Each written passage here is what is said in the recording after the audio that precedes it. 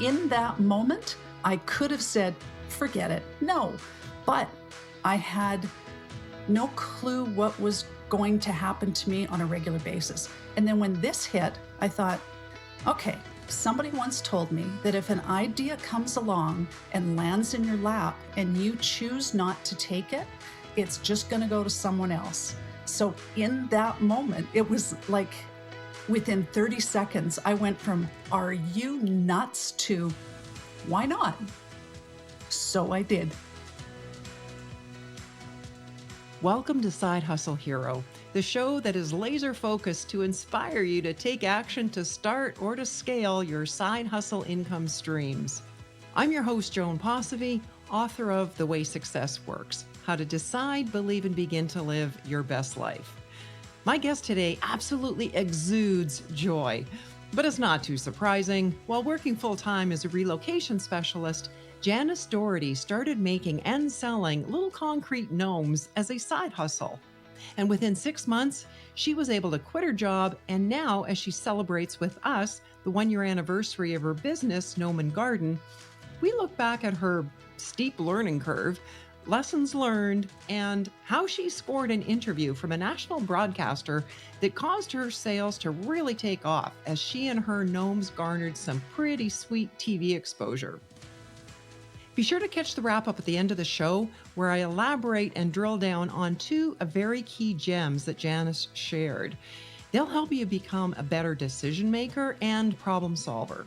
These are two vital skills to have in your back pocket for both your business and personal life. Now, here to inspire your side hustle story is my conversation with the lady known as Mama Gnome, Janis Doherty. This isn't your first side hustle. While you were working for a home builder, you created an online community known as Her Within, and through it became an author and a mentor to women. How does one go from being in, let's call it a coaching role, to creating concrete gnomes? I think there's a story there, Janis. Yes, there is.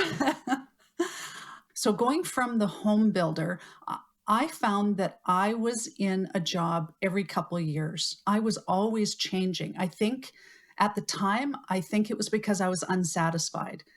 Now, as an entrepreneur, I know every single one of those jobs was giving me foundation for something I'm using right now. I am blown away at what it is I have to do as an entrepreneur.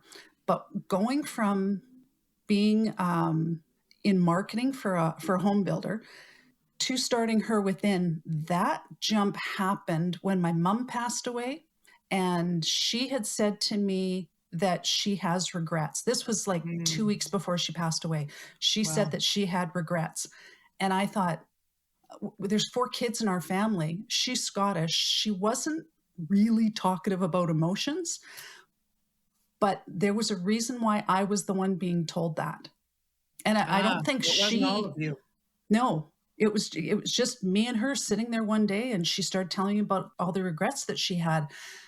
And I thought, okay, I was starting to really connect with myself and like the universe and starting to understand why things happen. And I realized there was a reason why that happened. So the following week, she got worse and we knew we were going to lose her.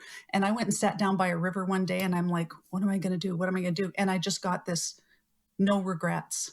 And I thought, okay. So I thought, I've always wanted to start my own company. And I've tried a few times, but it just wasn't right, or I was in the wrong mindset or something, or I was just doing it for the money. And that was the big thing that I found. And with Her Within, it was being of service to others. And I did this for 6 years. And I came to a point where I was like, no, this isn't it. I don't know what it is I'm supposed to be doing. My poor husband, on a regular basis, and like during COVID, he was working from home, and I would come downstairs when I'd have one of those mornings and I'd sit in the chair in the corner of his office and say, I don't know what I'm supposed to be doing.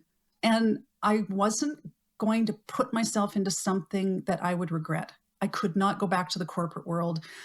I had done my stint being a coach, thinking I wanted to be a coach. And he just spun his chair around and goes, "Why don't you make gnomes?" Completely out of the blue. He loves gnomes. Like we have, I don't know how many gnomes in our shed right now that haven't Wow. quite come out for the year. And I thought to myself, uh, huh? And What? Did I hear you right? exactly in that moment, I could have said, forget it. No. Mhm. But those 6 years that I spent working on myself and understanding myself and understanding my connection to the universe, and it was such a deep dive into the unknown. I had no clue what was going to happen to me on a regular basis. And then when this hit, I thought, okay, somebody once told me that if an idea comes along and lands in your lap and you choose not to take it, it's just going to go to someone else. So in that moment, it was like within 30 seconds, I went from, "Are you nuts?" to, "Why not?" So That's I did. really key to make it in that moment too, because when idea does drop on our lap, there's that moment of excitement and inspiration and wow, this could really be something. But if we leave it too long, I find that energy kind of dissipates and then you think, well, maybe that wasn't such a good idea anyway. And then we're back to our old circumstances. Exactly. And the longer I found, for me, the longer I sat with something, the bigger the fear got. Yes. So if I just jumped in and did it, yeah, fear is right there, but it's like, I'm giving this a shot. I'm going to see what happens. And I had no clue what was going to happen. I just thought, what have I got to lose? I love being creative. So let's see what happens. Fantastic. What a transition for you going from the person that wanted to be behind the scenes to it almost sounds like the gnome business has transformed you, that Oh, people are seeing a different Janice that wasn't visible before. yeah, absolutely. And I think it's because I am so aligned with it. I have a thing on the wall in my workshop. It says, "Purpose is when passion and personality collide." And these little guys embody me. Like there's, it's, it depends where I am, what kind of mood I'm in when I'm making a gnome, and you can kind of see the personality. Like the little nugget is just like, he's just a little ball of joy. And that's me on a regular basis. And there's another one that's naked and he's kind of got his beard covering parts. It's very tasteful, but again, playful. And then I've got another one that's very zen like. His name's Om Gnome, and he's very zen. And Oh they're no. just they're just, when I look at them, I feel them. Like I feel the character that's in them. And people say, like, when you're painting like 100 nuggets for an order, like, don't you get bored? If I was just pumping out concrete gnomes and not adding character to them or having fun with them or something like that, I could possibly get bored. And I don't think they'd be selling as well. No, I don't think so either. And just so our listeners are clear, I think it's pretty clear now, the gnomes that you make are all custom pieces. It's not like they're being mass produced, stamped out of a machine. No, This I is wish they were sometimes. yeah, that's Oh, each if there's a gnome, way. each gnome Yeah, is a dude with Janice love. yeah, exactly. I make a gnome out of clay. And then from there, I make my own mold, either out of latex or out of urethane. And then I hand pour every single one of them. And if there's any flaw, and my husband's like, they don't have to be perfect, they're concrete. And I'm like, no, but I don't like this. And then I have a box. I call them misnomers, and they're the ones that have like air bubbles in their hat, or Yes. their nose is missing because of another air bubble or something. And I donate those to after school programs or day homes or something like that. And little kids love them. I bet. Imagine Yeah, like just walking along in a park or something like that and seeing these little gnomes hidden all over the place. I do that. Somebody told me that there was a gnome door on a tree in a park in Calgary. So I took a whole bunch of, I think I took about 6 or 7 that I had on long picks. Because Hmm. when I first started doing this, I put them on these great big 6-inch picks. And then as I was going to different stores, this one lady says, "Do you make this on like a 4-inch or a 3-inch?" And I'm like, "Oh, absolutely." And I'm like, Sure, I "I do. guess I'll cut them down." And then I went to the store and Spoken like yeah, the true entrepreneur. Of course, you can do that. exactly. Of course I can. So many people have talked to me about the steep learning curve they face when they launch their side hustle. Can you relate to that? What's been your experience in that regard? Oh boy. Well, I had never done anything with concrete. I had never used liquid latex. I had never used urethane. I had no idea what it was. Um, I had zero idea. I knew how to paint. I had zero idea how to market these things. How, like, what do I do? So, yeah, my learning curve went from 0 to 100 within a month. And it was like, actually, June 14th this year is the 1 year anniversary of my first sale. And I sold a little pack of nuggets to a friend. And then I started putting them up on Facebook, and people were like, "Where do you get these?" And I went, "I make them." "You what?" And then I just started with friends. And like Mhm. you hear that about people. It's like, well, how many friends do you have? But my friends have friends and parents and relatives, and it just kept going and going and going. Wow. There are times when things don't go as planned, or Hmm. we come up against something that we've never had to deal with before. And it's like, oh, how am I going to get past this hurdle? How am I going to deal with this problem? Hmm. And not just in the business world. Hmm. Like 3 years ago, I was told I had cancer. And actually, I just passed my 3 year anniversary. And Wow. That's that quite the was a milestone. huge changing, like the things that happened to me, that was a huge turning point for me. And if that hadn't have happened to me, this may not have happened to me. Like I may not be making gnomes if I didn't face cancer, because my whole mindset changed. My whole love of myself and my intuition, the trust of myself, everything just changed. And I don't recommend entrepreneurs going through that because it's Take that not back. fun. It's unfortunate that something that big and ugly has to happen to make you take that step in the direction you've always wanted to take. Yes. So I sat back and didn't let those ugly shadows that jump ahead of you, that like your ego's going, "Oh no, you're not good enough to do this. You've never done this before. You don't know what you're doing. Why would you do something like that?" I didn't listen to them. It's like, well, if not me, then who? So if you're not going to take the bull by the horns and take that step and make that thing or do that thing, then who? It's like that idea trickling down. And it's like, okay, you don't Hmm. want this? Next. And somebody else will get it. Yeah. And what a valuable lesson for all of us. A reminder that when something happens that we deem to be negative, and I think we can agree that cancer is, Hmm. it's there. What happened, happened. You can't turn the clock back. However, you can harvest the good.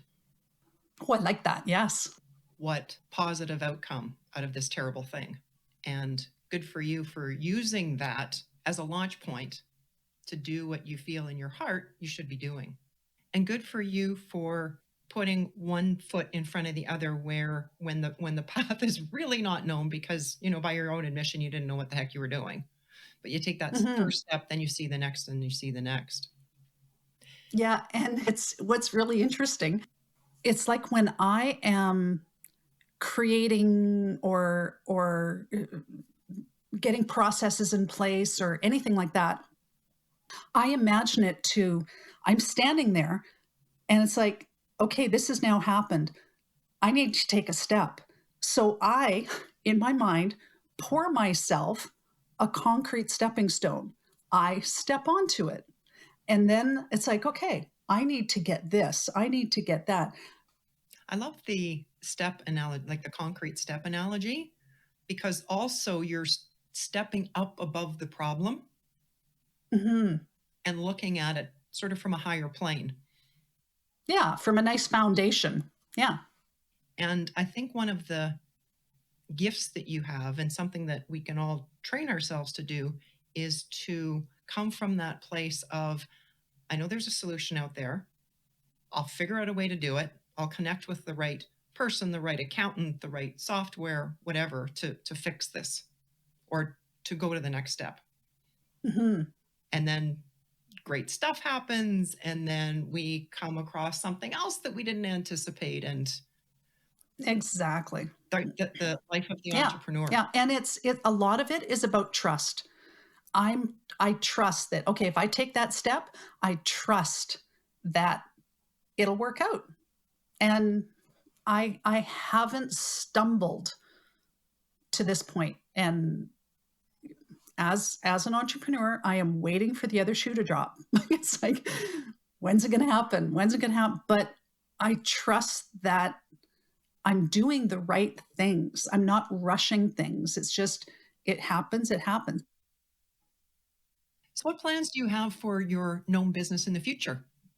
Well, in the very near future, I have been approached by a company to make a custom gnome, and they want 700 of them to give away. In that moment, I could have turned and run, but in my past, if somebody has asked me to do something, it'd be like, sure, no problem. Anything big that comes my way, I don't turn down. If I need to, I'll take a breath. Let me think about that rather than, oh, no, I can't do that. So I said, sure. I was standing on the sidewalk at someone's house when they asked me if I could do this. I'm like, okay. So I've got the gnome designed. I'm going to meet with the company next week. And I've already laid out my schedule, my production schedule. And again, it's a project. I love projects. In the early days, were all your friends and family supportive of this side hustle? No. No, there were people who had kind of left my life during cancer and then were the ones that were kind of the naysayers.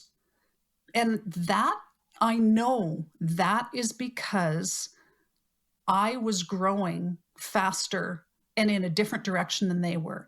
Their comfort level was back here. So if they could find a way to drag me back to their comfort level rather than growing and moving with me, Yes. then they were happy.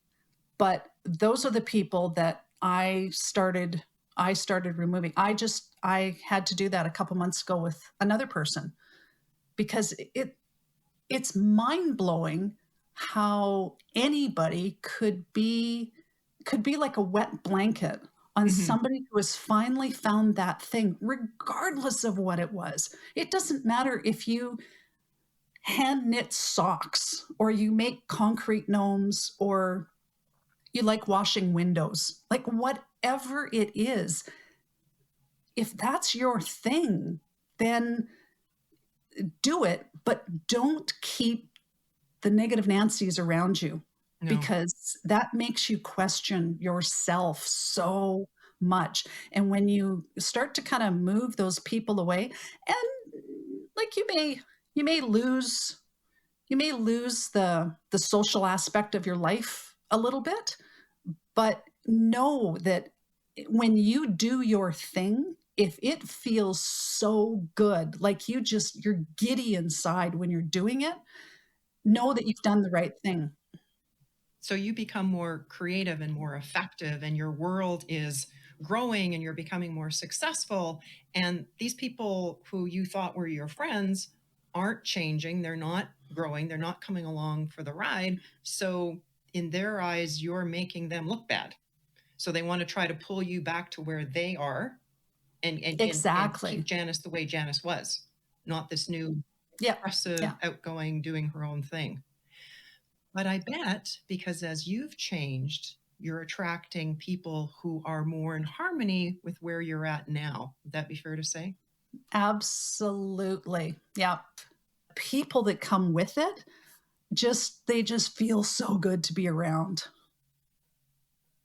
You were developing your side hustle while you were working full time and then at some point transitioned. How long was it before you jumped in full time? It was 6 months. Okay. I was working as a relocation specialist, and my gnome sales kept picking up pace. And I had to come. So December 31st, this past December 31st, I sat down one day and I imagined I had this other company, and I think I had a business card in my hand. And then in my other hand, I had Nugget, my little gnome. And I just kind of look at one and see what my body did. And then I'd look at the other one. And every time I looked at Nugget, I got tingles. Every time I looked at my business card, my stomach turned. And I'm like, I know what I have to do. That, holy moly, stepping away from a guaranteed money to, okay, let's turn concrete into money and see what happens.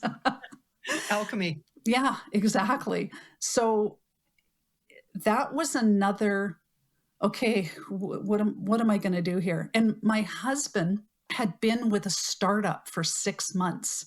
So it was like, okay, I really need to make this work.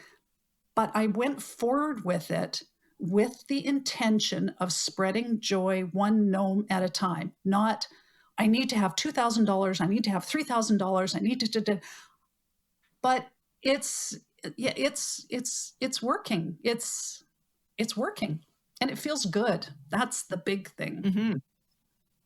Someone living outside of Canada may not know that the CBC is a national news broadcaster.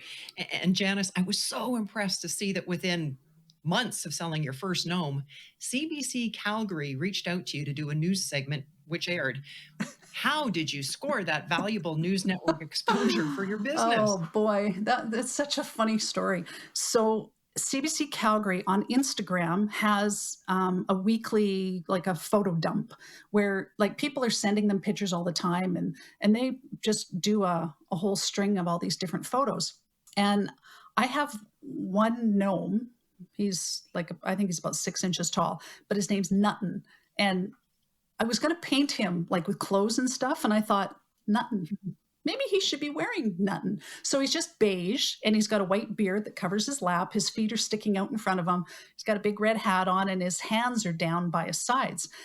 He sits in my bird bath and he's kind of my product test since I made him because I wanted to see like, okay, how much weather can they, and I tell you, my gnomes are good Alberta boys. They can get through hail and rain and snow and everything. So he's sitting out there and I had a picture of him like with water. 2 days later, all you could see was the little curl on the top of his hat and he was covered in snow. And so I took another picture and I thought, oh, this is hilarious. So I put them together and I put them on Instagram and I said, yeah, product testing here at Gnome Garden and blah, blah, blah. And I saw this thing and it says, if you have a fun picture, send it to us. So I sent her the one of the two of them. I sent it to her and she goes, the girl, I have no idea who this person is. She comes back to me and she goes. So the inside joke, of course, being that the weather in Calgary can change from like super hot to we could 3 feet of snow. Exactly.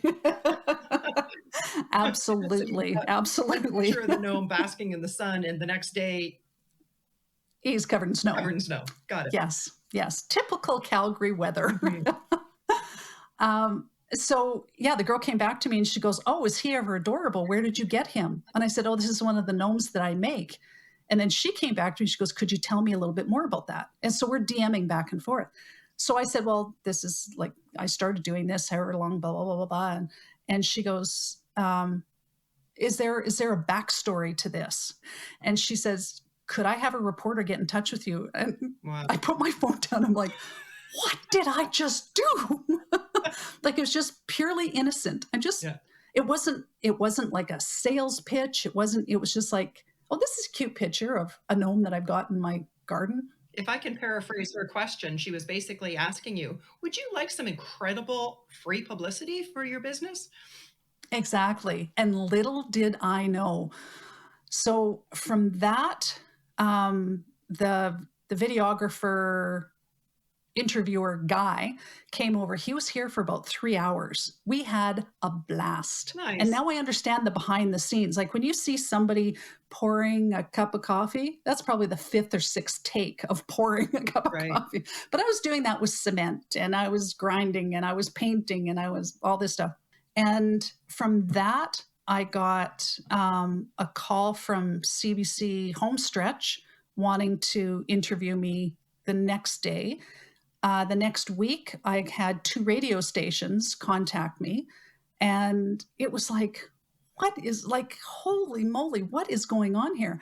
Then the orders started to come in, and my husband and I are like, oh, we've got an order. And we set up a Shopify store, and I think we'd had maybe 3 orders on there to that point. We're now at 58 orders, and they just kept coming and coming and coming from and coming. This and initial CBC spot. Yeah. And nice. People finding out about them, people buying them and giving them to people. And there's a bunch of people on there who got in touch with me and sent me, I should gather them all together and put them in one spot. How inspirational I was. And it's like, it's just my story. Like, but there are other people out there who are like, I needed to hear this today. And I'm like, holy crow, this, like, mind-blowing. And I'm sure a lot of listeners are thinking, okay, I got to see these gnomes. Where's the best place? Exactly. Where's the best place for our listeners to connect with you and check out the gnomes? Well, we have our website is gnome, like and A-N-D, gnomeandgarden.ca.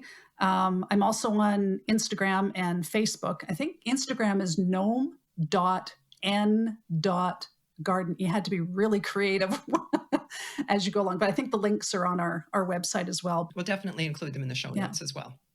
Your book of Find Her, 20 Revealing Questions to Discover the Woman Within, begins with the quote, "Every accomplishment starts with the decision to try." Clearly, you're someone who walks her talk.